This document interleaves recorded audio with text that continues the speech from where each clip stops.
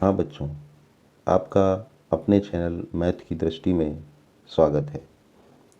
पिछले दिनों आप लोग त्रिकोणमितीय अनुपात एवं असमीकाएं चैप्टर का एक पार्ट पढ़ चुके हैं। आज हम उसी चैप्टर के आगे देखते हैं। अभी हम निश्चित कोणों के त्रिकोणमितीय अनुपात के बारे में चर्चा करने जा रहे हैं। इसके अंतर्गत हम लोग 0 डिग्री, 30 डिग्री, 45 डिग्री, 60 डिग्री और 90 डिग्री के कोणों के त्रिकोणमितीय अनुपात ज्ञात करना सीखेंगे। सर्वप्रथम हम 30 डिग्री के त्रिकोणमितीय अनुपात निकालना सीखते हैं। इसके लिए चित्र में एक समबाहु त्रिभुज दिखाया गया है, जिसमें प्रत्येक भुजा A ली गई है और शीर्ष से सम्मुख भुजा यानी कि आधार पर लंब खींचा गया है। 30 डिग्री के त्रिकोणमितीय अनुपातों को ज्ञात करने के लिए हम इस चित्र का केवल इतना पार्ट ले रहे हैं। साथ ही इन्होंने भुजा A ली है, तो हम कैलकुलेशन को आसान बनाने के लिए हम इस भुजा को 2 ले लेते हैं। हमने जो चित्र लिया है वो ATC त्रिभुज लिया है। इस चित्र का इतना पार्ट हमने लिया है। तो अगर AC भुजा 2 इकाई हम लेते हैं तो स्पष्ट है CD भुजा 1 हो जाएगी और पाइथागोरस प्रमेय के आधार पर AD भुजा की वैल्यू हो जाएगी, AD हो जाएगा √2 स्क्वायर माइनस 1 स्क्वायर यानी कि √4 माइनस 1 यानी कि √3। AD भुजा हो जाएगी √3। अब कोण 30 अंश के त्रिकोणमितीय अनुपात को ज्ञात करने के लिए चित्र में ये 30 अंश का कोण है।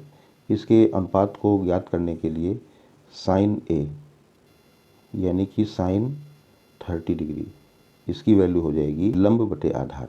तो हमने बताया था कि कोण के सामने की भुजा लंब होगी, तो यहाँ पर साइन 30 हो जाएगा CD अपान AC यानी कि 1/2। फिर cos 30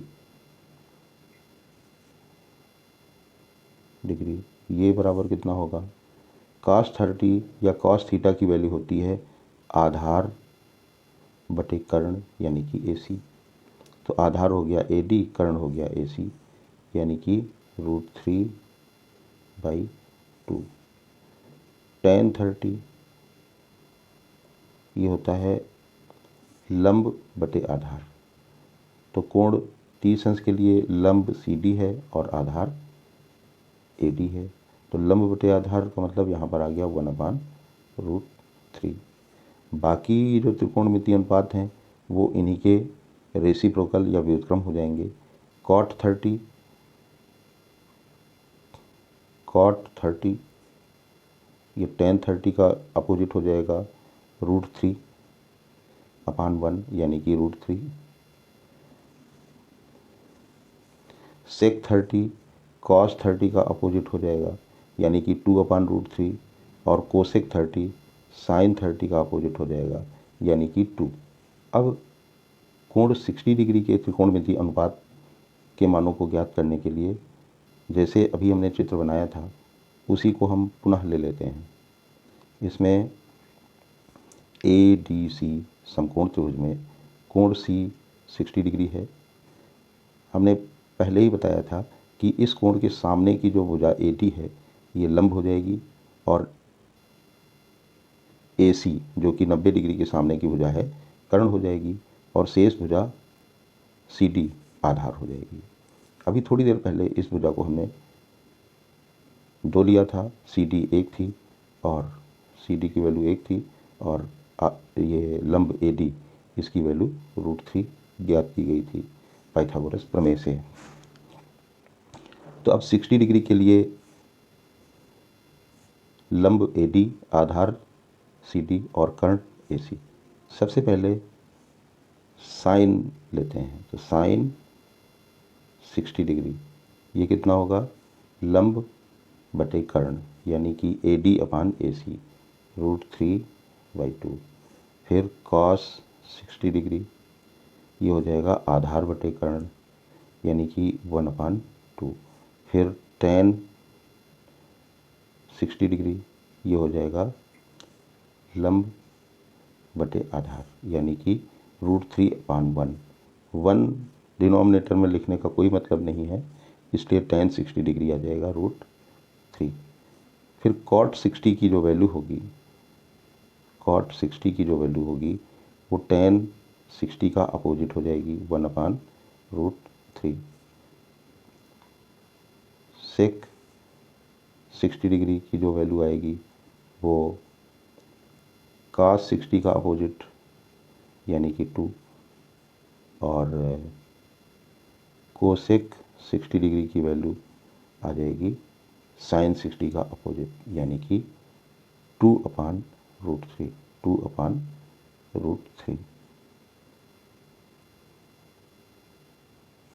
अब हम कोण 45 अंश के त्रिकोणमितीय अनुपात ज्ञात करना सीखेंगे। इसके लिए बुक में ये समद्विबाहु समकोण त्रिभुज लिया गया है, जिसमें समद्विबाहु की भुजाएं A और A ली गई हैं। ये √2A आ गया है। सुविधा के लिए इसको हम चाहें तो समद्विबाहु समकोण त्रिभुज की जो समान भुजाएं हैं उसको हम 1 और 1 भी ले सकते हैं। तो ये कितना आ जाएगा, √2। ये पाइथागोरस थ्योरम से आ जाएगा। ABC समकोण त्रिभुज में ये समकोण त्रिभुज है, 90 डिग्री है, और ये 45 डिग्री है, और ये जो कोण C है ये भी 45 डिग्री है। तो इसमें AC इक्वल कितना आ जाएगा, पाइथागोरस थ्योरम से √1² + 1² यानी कि √2। अब हम त्रिकोणमितीय अनुपात लेते हैं। यहाँ पर साइन 45 डिग्री ये कितना होगा, इसमें कोई भी 45 ले सकते हैं, चाहे ये 45 डिग्री ले लें चाहे ये ले लें, दोनों बराबर ही हैं। तो sine 45 degree equal perpendicular upon hypotenuse यानी कि लंब बटे कर्ण 1/√2।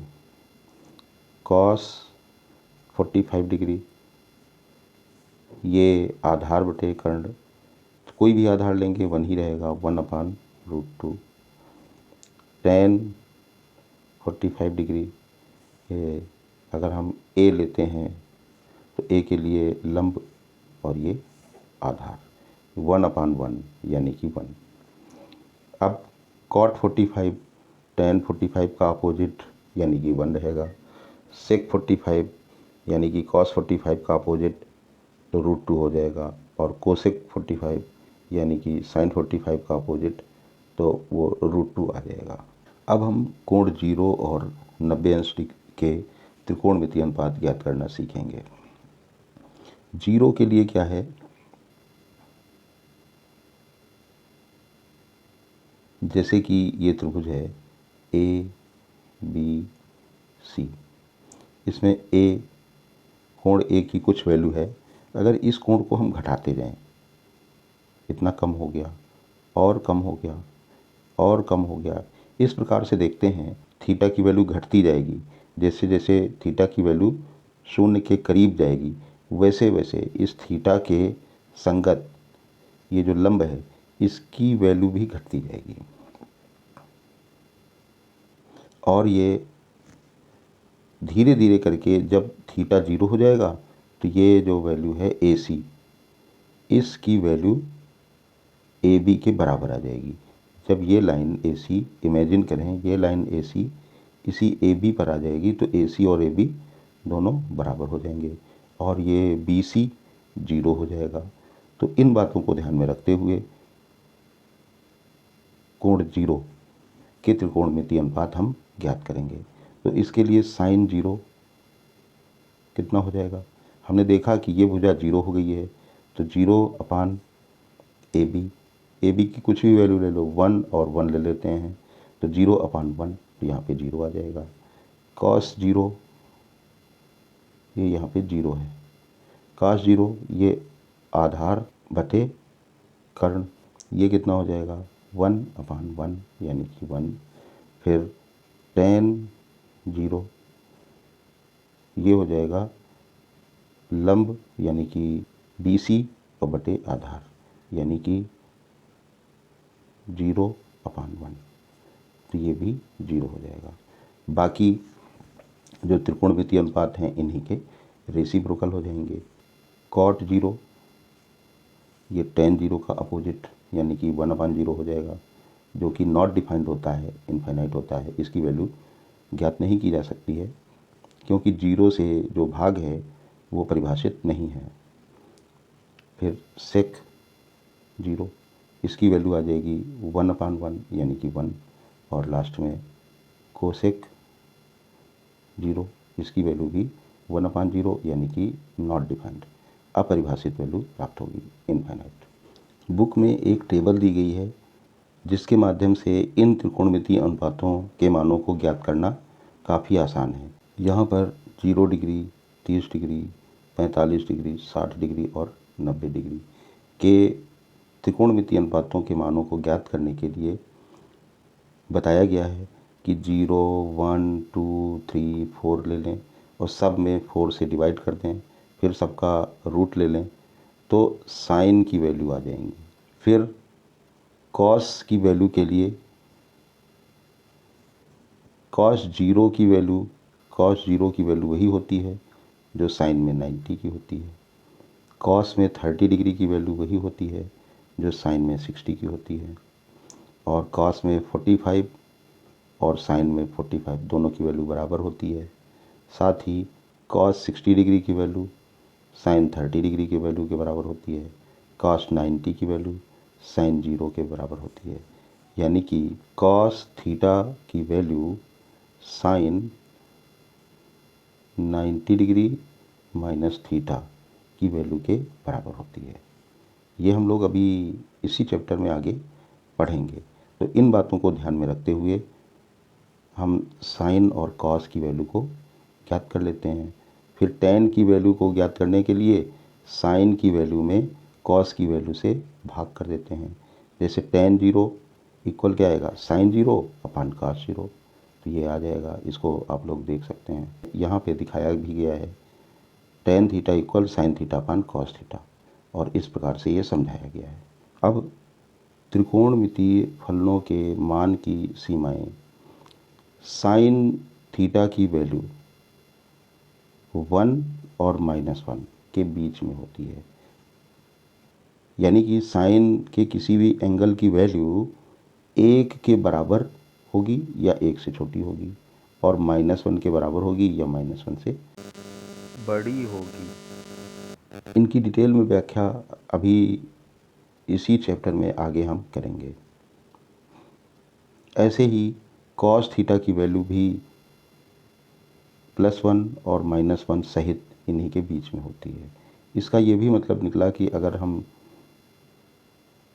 कॉस का स्क्वायर ले लेंगे तो इसकी वैल्यू <= 1 होगी, और अगर कॉस का मॉड ले लेंगे, मापांक ले लेंगे, तो उसकी वैल्यू <= 1 होगी।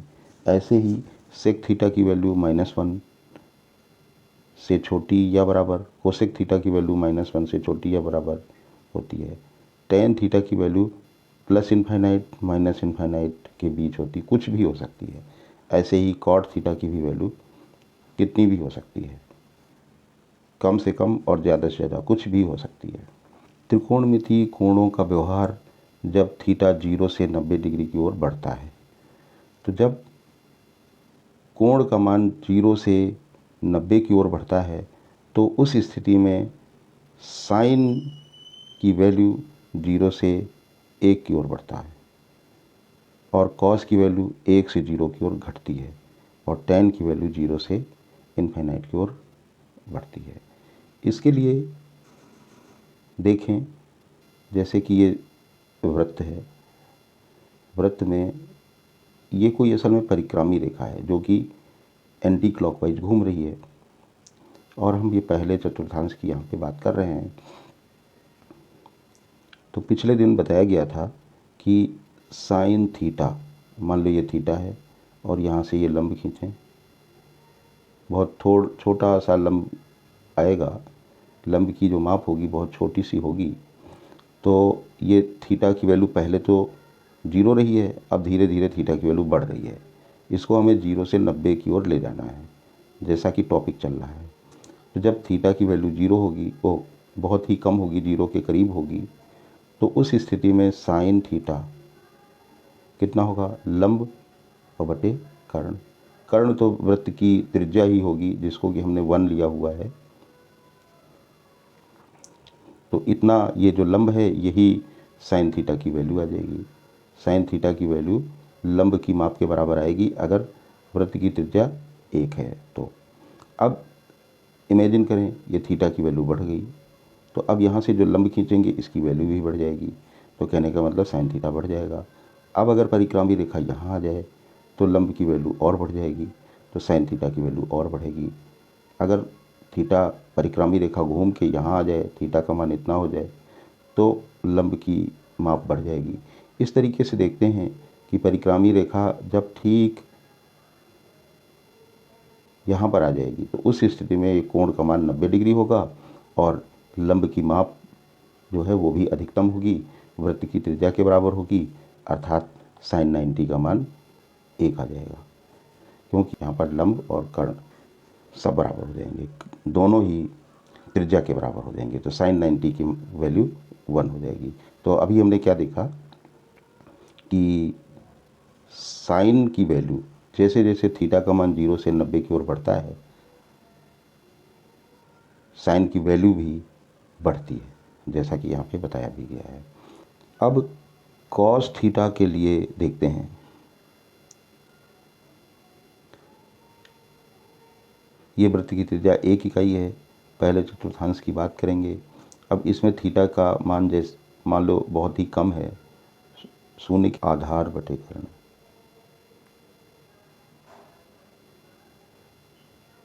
कर्ण तो यहाँ पर वृत्त की त्रिज्या ही रहेगी जिसको कि हमने 1 लिया है, ये कर्ण रहेगा और आधार ये इतना रहेगा, ये वाला। तो जब थीटा की वैल्यू बहुत ही कम रहेगी, 0 के करीब रहेगी, तो आधार ये है।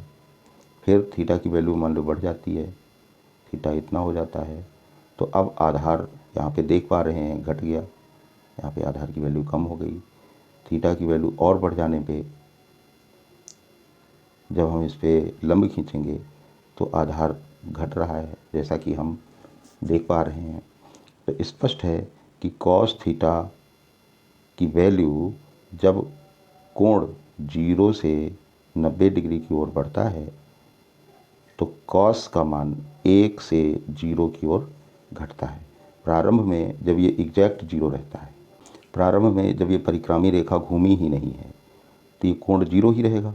तो उस स्थिति में आधार और कर्ण दोनों बराबर रहेंगे, तो कास की वैल्यू 1 आ जाएगी। और फिर यहाँ पर क्या होगा, कर्ण तो हो जाएगा 1 के बराबर और ये जो आधार की वैल्यू है वो 0 हो जाएगी। तो 0/1 ये 0 हो जाएगा। अब हम tan थीटा के बारे में बात करते हैं। जैसे कि OA ये परिक्रामी रेखा है जो कि एंटी क्लॉकवाइज डायरेक्शन में परिक्रमा कर रही है। तो प्रारंभ में जब 0 डिग्री की बात की जाएगी तो उस स्थिति में अभी हम थोड़ा बढ़ा लेते हैं, मान लो ये 0 के करीब का एंगल है, तो उस स्थिति में ये लंब हो जाएगा और ये आधार, क्योंकि tan थीटा की वैल्यू होती है लंब बटे आधार। यहाँ पे हम देख पा रहे हैं कि लंब बहुत ही छोटा सा है। जब अब इमेजिन करें अगर ये थीटा भी शून्य होगा तो उस स्थिति में ये लंब भी शून्य होगा। तो जब थीटा 0 होगा तो लंब शून्य होने के कारण tan 0 की वैल्यू 0 आ जाएगी। tan 0 0 आ जाएगा क्योंकि लंब की वैल्यू शून्य है। अब जैसे जैसे थीटा का मान बढ़ेगा लंब की वैल्यू कुछ ना कुछ प्राप्त होती रहेगी, जैसा कि अभी थोड़ी देर पहले भी हम देख चुके हैं। और लंब की अधिकतम वैल्यू यहाँ पर ये आ जाएगी जो कि त्रिज्या के ही बराबर है। तो उस स्थिति में क्या होगा, लंब तो अधिकतम हो जाएगा 1 के इक्वल या वृत्त की त्रिज्या के बराबर, लेकिन आधार यहाँ पे शून्य हो जाएगा। तो tan 90 की वैल्यू क्या होगी, लंब बटे आधार। tan 90 की वैल्यू हो जाएगी लंब तो 1 आ गया या वृत्त की त्रिज्या के बराबर आ गया, लेकिन आधार यहाँ पे 0 हो गया क्योंकि ये परिक्रामी रेखा जैसे जैसे घूमेगी लंब की वैल्यू बढ़ेगी, आधार की वैल्यू घटेगी। यहाँ पे देख पा रहे होंगे इसमें लंब और बढ़ गया और ये आधार घट गया। यहाँ पे जब 90 डिग्री की स्थिति पे आ जाएगी परिक्रामी रेखा तो लंब अधिकतम होगा और आधार शून्य होगा। तो ये इनफाइनाइट हो जाएगा, अपरिभाषित हो जाएगा। आशा है अब स्पष्ट हो गया होगा कि जैसे जैसे थीटा का मान 0 से 90 डिग्री की ओर बढ़ता है तो स्पष्ट हो गया होगा कि साइन थीटा का मान 0 से 1 की ओर बढ़ता है, कॉस थीटा का मान 1 से 0 की ओर घटता है और टेन थीटा का मान 0 से इनफाइनाइट की ओर बढ़ता है।